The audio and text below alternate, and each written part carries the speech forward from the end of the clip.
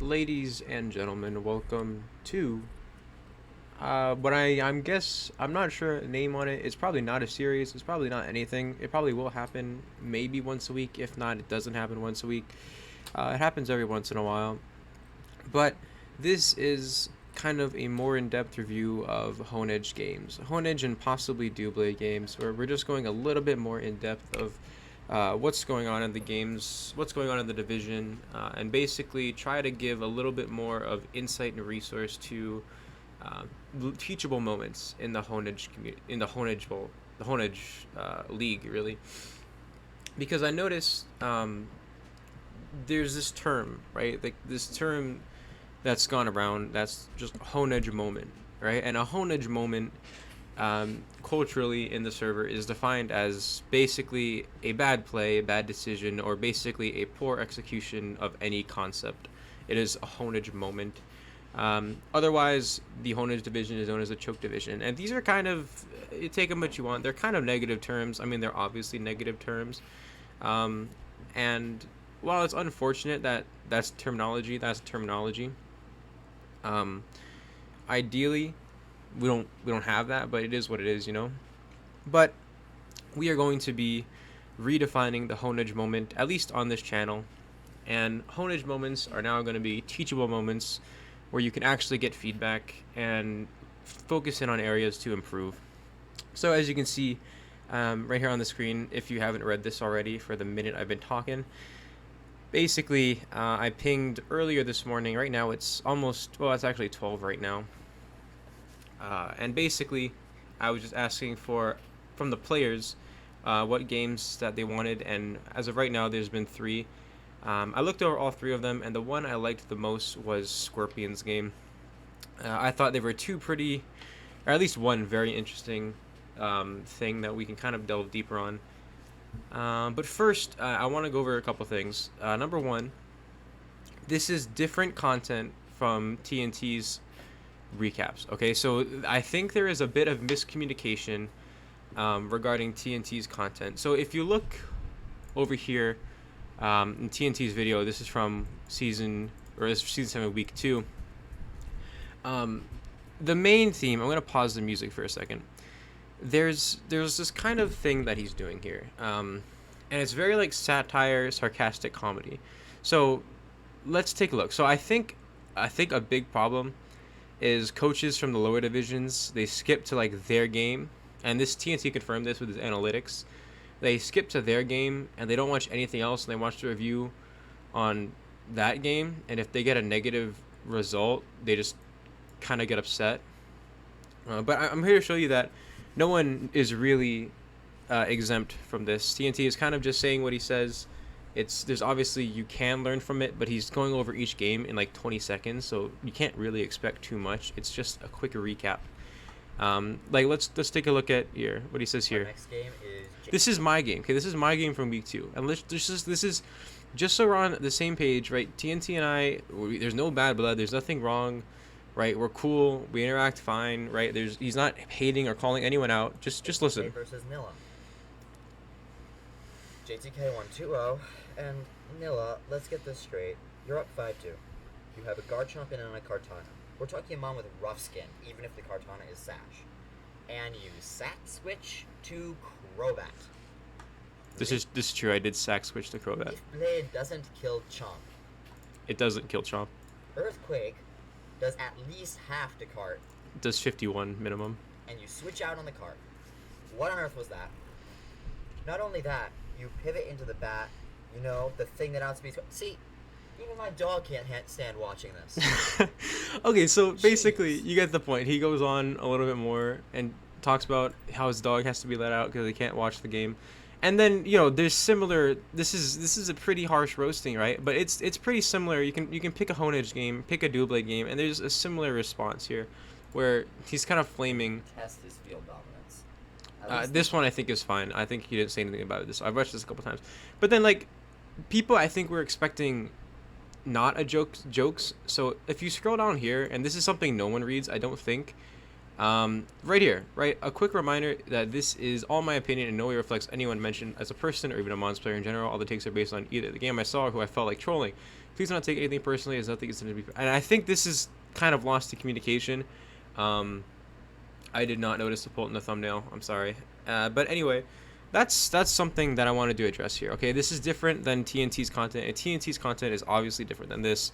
And TNT is responsible for his content. He can do what he wants. Obviously, it's a joke, and I know some people were kind of getting upset at the harshness. But it's, at the end of the day, guys, this, right? This is pretty big. And obviously, it's a joke. TNT doesn't want people to drop out of being upset. He wants people to improve, but he also wants people to say what he wants to say, and that's perfectly reasonable, right? So anyway, under the 3 games we were looking at, I went ahead and chose this one, which was Scorpion versus, I believe, Tebow. Let me move this over. Yes, Scorpion versus Tebow. This was a pretty interesting game because I out of the 3 I got, I don't have too much time, so I was just giving some time for it to. If there was only one suggestion, I was just going to do that suggestion and play the music again. So this is we're not going to spend too much time in this screenwriter because I actually think the learning moments kind of come more from the battle, actually, which is pretty interesting. But we can go over the team a little bit. So the first thing you can kind of notice is, as far as speed tiers go, the Crobat is the fastest thing on the field, which is pretty good. It's pretty solid. It really only helps with a couple things. Well, mainly the U-turns out, right? It brings Chomp in, potentially. It brings this Slowbro guy in. This can't be toxic. A few things to note about whose team is it? Scorpion's team, which will come into play, is you'll notice his defense is kind of spread. So, but what that means is, if you look at Spadef takers, things that can take on things especially defensive, you've got like Licky Licky, right? And like AV, this guy. So you've got like 2 options here. Obviously you can run this, but you'll see why that's bad in a moment. But if you look at this side of the field, as far as special attackers go, you have possible Nihilego, possible this guy with Glare, which is really annoying for this guy, and then Nidoking, which can run Focus Punch and everything. So it potentially can take care of this. So that's something interesting to look for in every game, is what is spreading your team thin? What's being spread thin, and then how do I work around that if it's hard to switch into? We're not gonna spend, like I said, we're not gonna spend too much time on this thing. Another thing that's kind of annoying for Scorpion here is he has a pretty hard time. I mean, it's not that bad, actually. It's actually pretty okay. Physically, he has a pretty okay like chance physically. Slowbro will obviously wall Garchomp to an extent. Intimidate from this guy is very useful. And then this can get revenged by a few things. So let's go ahead and talk about what else. I guess it's pretty hard for Tebow to switch into this guy. I guess Comfey does it, but anyway, you'll see. And another thing that I'd like to notice, or I'd like to point out, is this Ditto here. And every time you see a Ditto, it's kind of set up deterrent, which means it very much means that the person playing against the Ditto has a tough time setting up. And this is important for the game, because it affects prep and play very much. So let's go ahead and talk about, let's just get into the battle. I can switch the scene a little bit. So these are the mons that were brought. I'm not going to comment too much on what wasn't brought, what was brought. Obviously, you don't see Garchomp here, which is pretty big. Obviously, that is because you have stuff like Triple Axle, Hitmontop. You have stuff like Scarf Curum, or just like Scarf Curum, yeah, pretty much. Potential Mawile after Intimidate, it'll live 1. I should just live 1 and trade with, Play Rough if I wanted to, even though Mawile is pretty just good no matter what. And so this is a first thing that actually is done right here by, I think this is Scorpion. So when this screen pops up, I think a lot of the times what happens is when you build, you're kind of thinking of a lead, right? You have this idea like, all right, well, the tendency whenever you have web setter is lead webs and click get your webs up, which is not always bad. It's not bad at all, actually. However, you want to think a bit more critically about the lead matchup, because a lot of times in these games, in draft in general, things are very intricate on both sides that getting the lead wrong could be very bad. So Um, Thinking about this lead, the obvious lead from Scorpion is the Galvantula, right? Because Galvantula gets webs out right away, and webs are very good in this game, especially to deter Weavile and Cincino, right? Um, so what's the counterplay to that? Well, the counterplay to that, you have two options, right? You have this Cincino and you have Weavile as both those options. Why is that? And I guess potentially Ditto. You have those three options. Ditto gets webs up for both sides, which is pretty neutral play. It kind of just sets the field to even and then forces you to hard switch into Nidoking or something, which is potentially not great, as you'll be put on the back foot if there's a correct switch called, since you'll be locked into sticky webs, right? Um, that's kind of not the best. The other two are better because the most common item you're going to see with lead sashers or lead web setters is sash, right? So these two, one having triple axle, the other having skill link, means that they can attack, they can be faster, attack, and break sash, stop webs from getting up at all, and then they force damage on the switch. So obviously, this is a very good play by Scorpion, as he actually opts to lead Hitmontop on either Weavile or Cincino, which is obviously led to stop Galvantula from setting up webs, because webs are always a problem. So this is a very good start to play. A lot of times you'll see, like even in higher divisions, right, and you'll see it in Doublade, you'll see it in Honedge too. You'll just click your lead, or you'll think about your lead, but then you'll end up like just leading whatever you planned or whatever is basic and stuff, and there's not a lot of thinking. So this is good. This is very good. Next play, you're going to see obviously a hard swap out. You're worried about Mach Punch and a bunch of things. Hitmontop just fires off the Mach Punch. And then this is pretty interesting. So obviously Comfy will kill, or at least chunk Hitmontop for a lot. And you need this Hitmontop. We've established beforehand. Intimidate and I'm assuming dual priority. Or no, you don't even need dual priority. I mean, it probably has Bullet Punch for this thing.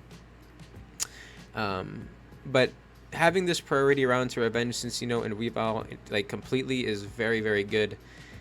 And like just downright necessary, in my opinion. So obviously you got to get out of here. The play is that Dragovich makes is Karkle, and this is a good play. So you could say Mawwile's quote unquote better here.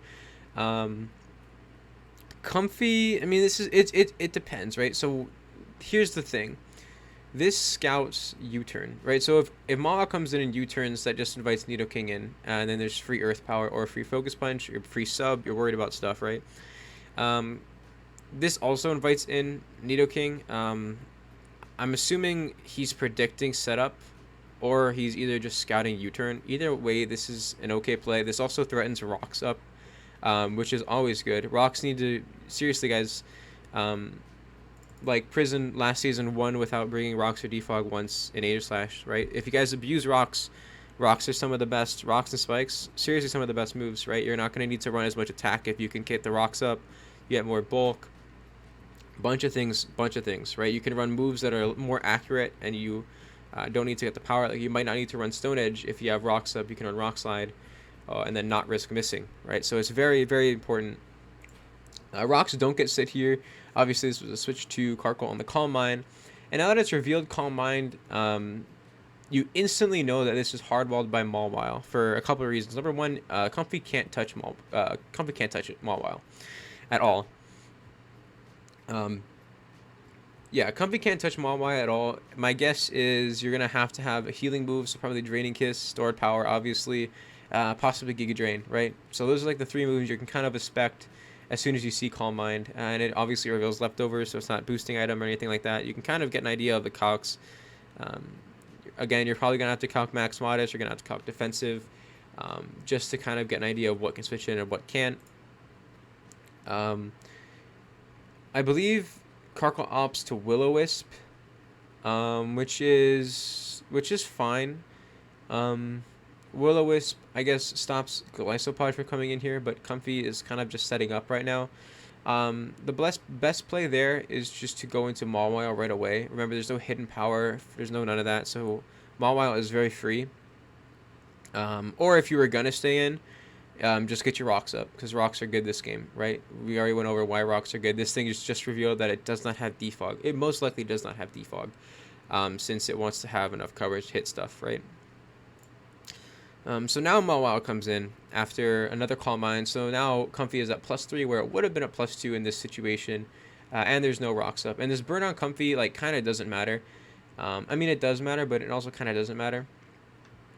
And here's a big teaching moment. Okay, this is a very, very common mistake you see. So you'll see here that this Comfy is set up to +3. And let's just watch this exchange real quick. So Mawile is in, Comfy is in, Comfy stays in, stored powers for 56, which reveals I think like some special attack, and then just gets traded by Ironhead.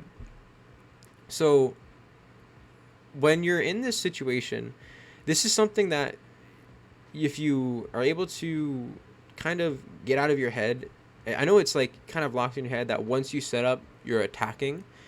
But once you're set up, there's no reason, nothing is making you stay in, right? Nothing makes you stay in once you're set up.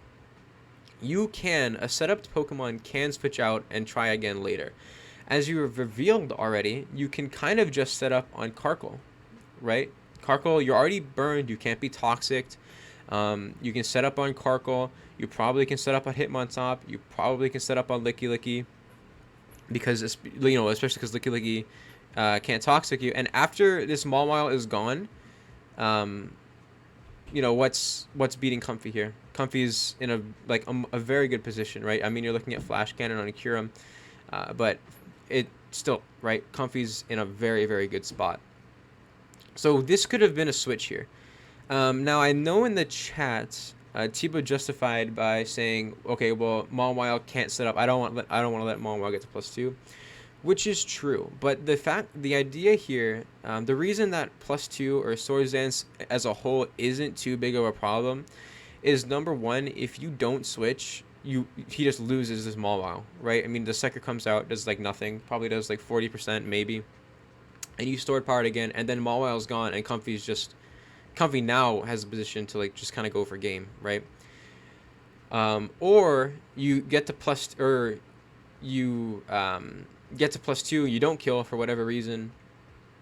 Let's just say there's +2, something goes wrong, or +2 on the switch. Let's say you switch out to Nidoking or something. I don't know, Nidoking, Gliscopod. Gliscopod looks like it can take on Ironhead and knock off, right?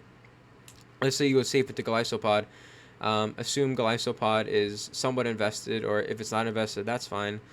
And if it is +2, you can still work around that. And the reason you don't go for +2 here, another reason is just Ditto, right? Like Scarf Ditto at +2 is really annoying. I know Karkle's here, but the chances of +2, I mean, it's not a bad play to stay in. It isn't a bad play to stay in. However, this Mon is a very, very strong once Mawile is just gone completely. So yeah, just something to keep in mind. Right, set up Pokemon do not need to switch. Do not need to stay in and click buttons. They can switch. I know this was to prevent SD. However, SD is just deterred as a whole. Setup is deterred as a whole whenever you have a Ditto. Because what if you're Ditto and you're not choiced, right? What if he sets up for you and then your Ditto you're just chilling, right? Or you are choiced and then what? +2 knockoff does what to Karkle? Like 1,000,000, right?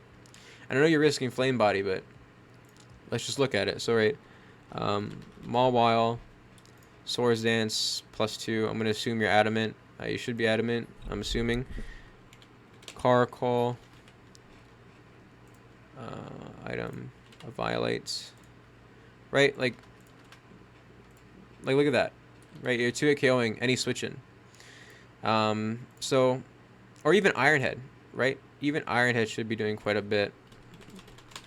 Which revenges the Mawile. Especially if you're faster, right? So, Swords Dance as a whole is pretty deterred here because it means kind of no switch-ins, right? But yeah, Comfy goes down, which sucks because it was very good. And then Mawile comes in anyway. So Mawile's in now. and you kind of get some information on it. It goes ahead and clicks Iron Head, and this is another mistake. Okay, so here, let's look at this again. When you're in a situation like this, I make it a point whenever Amon gets set up, whenever Amon goes down, whenever I'm making a switch, you just kind of take a break. And I know I don't always do this, right? We can talk about the Kartana like choke again. All right, we can talk about it again.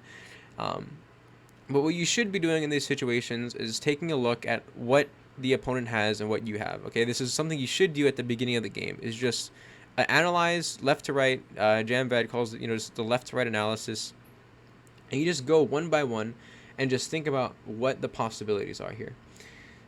So let's look at Licky Licky, right? Licky Licky here is doing pretty much two things. Well, pretty much one thing, since it cannot deal with setup Comfy. Unless you're running Steel Move or something, or Steel or Poison Move. It's taking on Nidoking, which is its primary job. My guess is it's running some sort of ground move so it can take on Nidoking. Letting it get chunked for 60 means it can't switch into Nidoking anymore.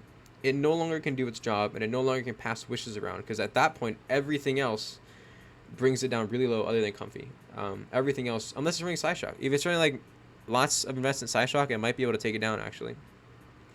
So since Licky Licky is really low, it can't wish up on Cincino. It most likely won't be able to wish up on Ditto unless Ditto copies Licky Licky, in which case Tibu just gets a free wish up. It can't wish up on Weavile, it can't wish up on Glycopod, and it can't switch into Nidoking. So something's going to need to die for it to come in on Nidoking or Comfy to wish up, which is not good, right? Because that means once Tibo has Nidoking in, that's a free Earth power.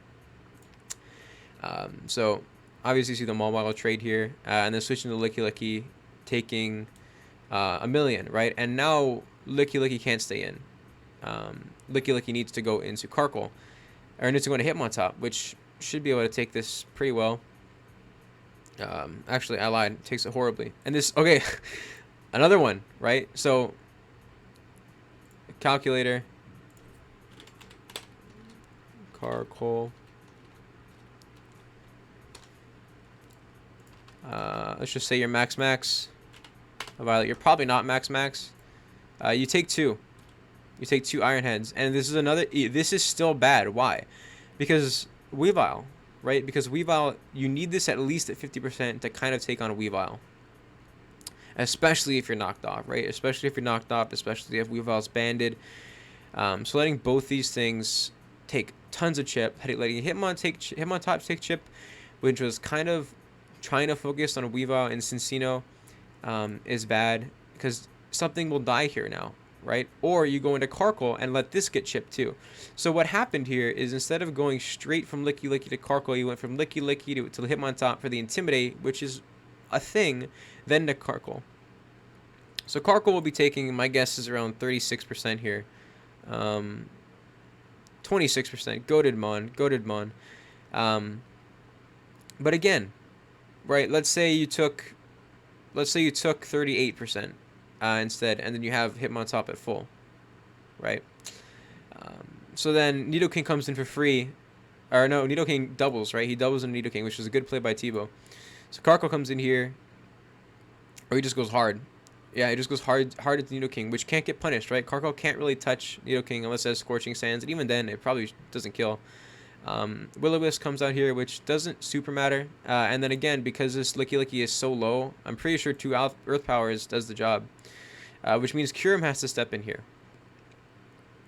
And Kyurem stepping in, this is also bad, right? Why? Let's just imagine it gets beat by, it's just bad, right? Let's say Weavile this is Scarf Kyurem, right? So it reveals Scarf. Let's say Weavile is banded Ice Shard. Or this is, banded Ice Shard, or this is Scarf, and Ditto's locked into Ice Beam or something that Kyurem can live if it has more HP in a late game speed tie. You don't even need to win the speed tie at that point, since this Kyurem isn't chipped. But this Kyurem has to take chip because nothing else can switch in, right? This is part of this whole interaction here. Like immediately the play could have just been Karkle, and then you have full Licky Licky and full Hitmontop to really work around. But then instead Licky Licky gets chipped, then Hitmontop gets chipped, then Karkle gets chipped, which puts Curum in a bad position defensively now. Now for real, let's say next time Nidoking gets in on Mawile or on Karkle or on Hitmontop, what are you gonna do, right? What's the switch in? Now there literally is zero switch in. You have Galvantula, which is which is something else, but then like what? Garvantula is also at 5%, right? And then your whole team is just chipped down already. So Tibotime's going to just keep up the pressure here. Freeze Dry comes out, and this is good information for him, even though it's kind of like an interesting decision. Nothing here is like super taking Freeze Dry, especially since you're kind of worried about like Draco coming out. You don't really want to go into Ditto.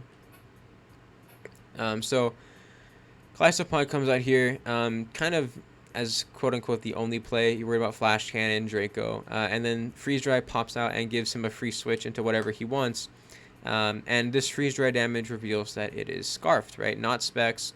And so Ditto comes out here, which is interesting. But look, what does your team do to Ditto, right? Like, or what does your team switch into Kyurem, right? Let's say you have Earth Power on this Kyurem. What switch again, right? And then Kyurem can't OHKO with Freeze Dry, right? It'll do like 60% maybe. So Licky Licky comes in here as Kyurem Flash Cannons, which this actually does suck. I'm not sure why Flash Cannon comes out here. Remember, you want to like you don't want to let this thing heal. So this is just lucky, right? This is just a lucky encounter. I'm assuming you click Draco there, and if Mawile comes out, you sack the Golisopod, or you stay in, or you something else that's not this. So this is kind of a questionable play by Tibo, but it's fine. Just the main thing, remember, you don't want to let your opponent get back in the game, right? Once your opponent throws away a switch in, you don't want to let it have the switch in back, right? You can't let it get back up. You want to keep that pressure on. So Flash Cannon gets very lucky here. This stops the heal. You get the crit and the Spit F drop, which is really sucky because I think after Protect you might have been able to live. And then just Licky Licky goes down. Why? Because nothing else really can switch in.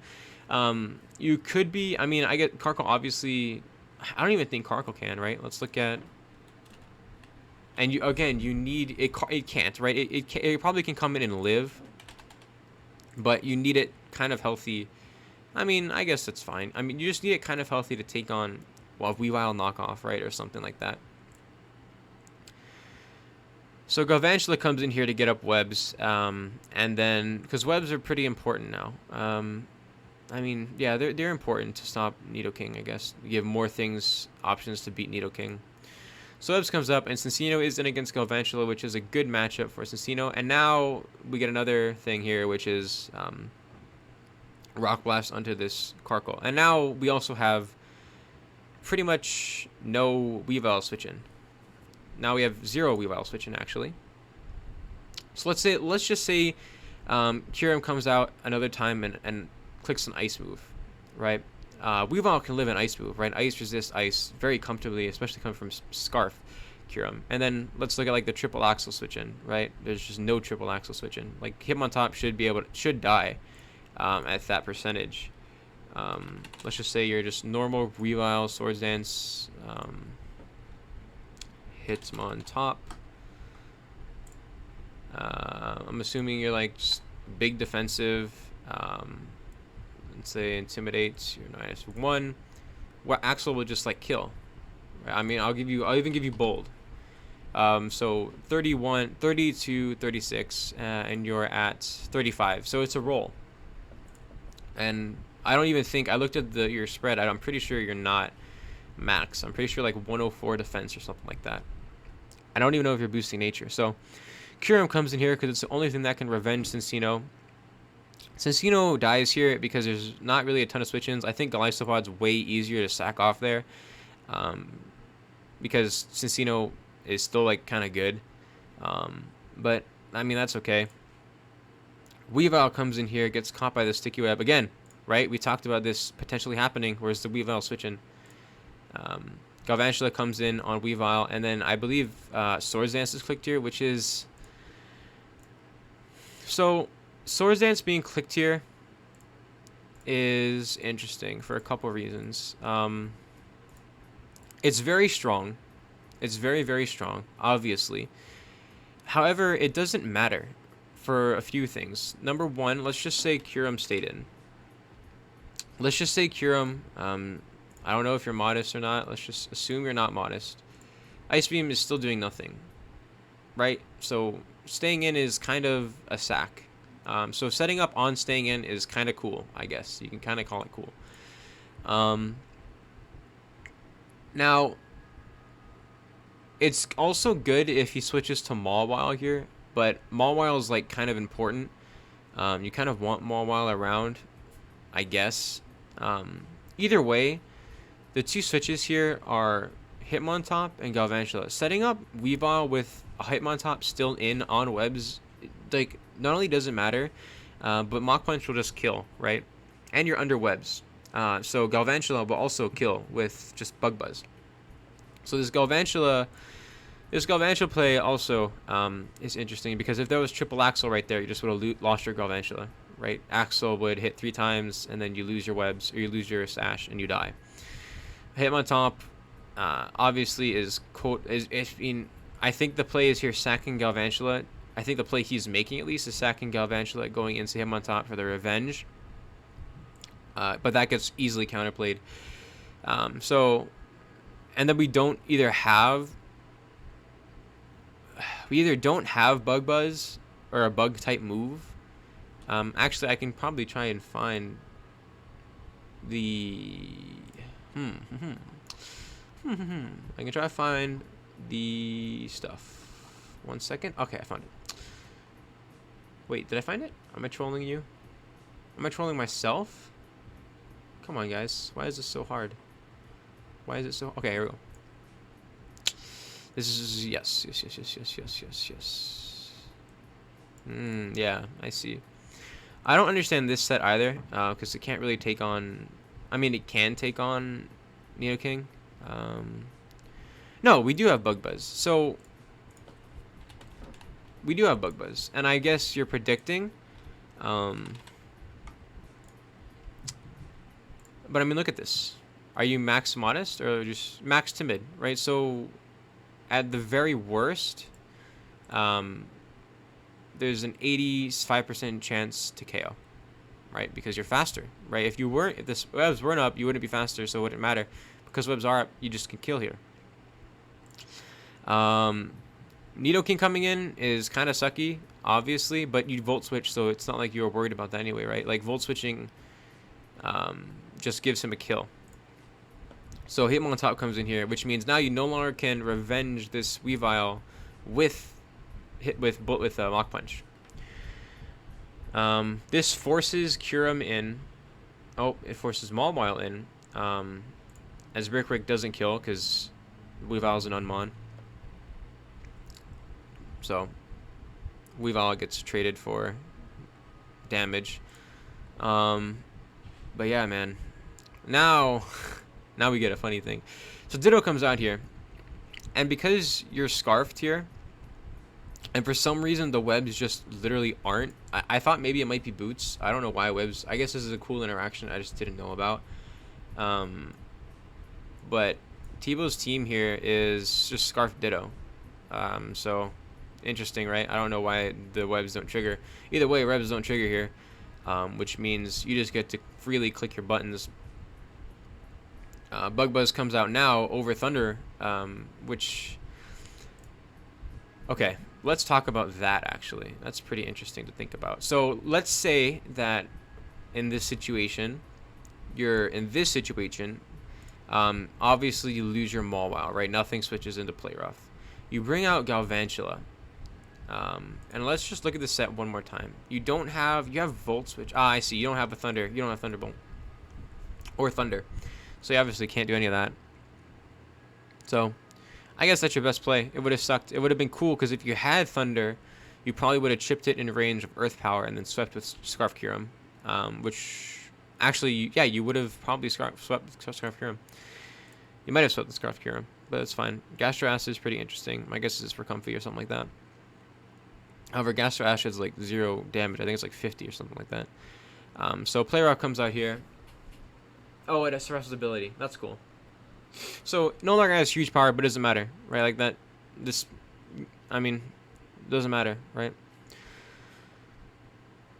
I think that's for comfy. Might be for something that else that didn't come. Um, yeah, I don't know. Because the other two are poison type. I don't know. My guess is maybe Nidoking, but yeah. So Kyurem comes in here, hits Earth Power, but doesn't do anything. You would have needed more damage from an electric type attack, and then Tiba's gonna clean the game with Mawile. So I hope that was helpful. It wasn't like, I guess, the most in depth that it ever could have been, but I think those are definitely some areas to work on. Right? Is just, I think the main one, and another thing that it's important. You see here that two setup mons were brought. One being Comfy, one being Weavile, and Comfy going down right away. When you're prepping, and this is just a generally good thing that I think coaches don't do, like even in Aegislash, right? I think it was, I'm not gonna like call out names or anything, but sometimes you'll see just like people go into games without a game plan. And yes, while your Hoopa might 6-0 your opponent, if all 6 mons are faster or have priority, it's not a good mon. It's not a good set. So when you're building, think of sequences. Think of the sequences that you have to play this mon or this game to get your sets to work. Because the sequence here of setting up Weavile under webs is not a good sequence. It's a bad sequence. And then the sequence of setting up Comfy right away when you needed to remove Mawile first isn't a good sequence either, because it risks losing the Comfy like we saw happen. So those things happen though. I mean, obviously, it's going to take a while to implement all these things. Like for me, when I was playing as Amarillo, I prepped how I prepped, and I brought what I brought because that was the only sequence I could see winning. And that's just how I prep always, is I'll look for a sequence that wins, or a potential sequence that wins, and I'll just try to play for that. And obviously there are curveballs that happen, changes in the plan, but if you have an idea of sequences, of a sequence or sequences that win, when it comes specifically to your sets that you've brought, games usually will go smoother. And I think this is how, if you look at like Prison's teams are usually kind of weird, right? Like they're kind of just like, what? You look at the teams and you're kind of just tripped out, right? Or the sets that happen. But usually those are all just the prep. The main bulk of the prep just comes from thinking about the sequence, right? Like I was DMing him once, and he was saying that good sets or whatever, but how does this work? How does this get in? So thinking of that when you're prepping is also very important. Just thinking about how things are going to work and how you're going to get them to work and everything. So those are the main 3 things to take away. Sorry, this is a pretty long video, and I know this was on specifically Scorpion and Tebow's game, but all the Honedge coaches, all coaches, all you guys, definitely, some of this can be applicable to other games. Like I saw other games where, setup happened and there is no switch, or you're kind of locked in, or you kind of throw away your checks and all of that, and you don't assess the situation. So hopefully this was helpful. Maybe this gets, if people enjoy this and they don't hate it, then it's fun, it's cool. Maybe we'll do more. And also, this is not to bring anyone down. Okay, remember, like I said at the beginning, Honedge moment is teaching moment, right? It's, at least on this channel, Honedge moment isn't used to make fun of anyone. All right, cool, we're good. It's a Honedge moment is an opportunity to figure out what went wrong and how we can fix that, and how you guys can fix that, because you guys are good, and I want to see you guys all have a great season, just like all the other staff, and pretty much all the other players as well. We all want to see good games. But yeah, that is going to be it for me today. Goodbye, God bless, and have a great day.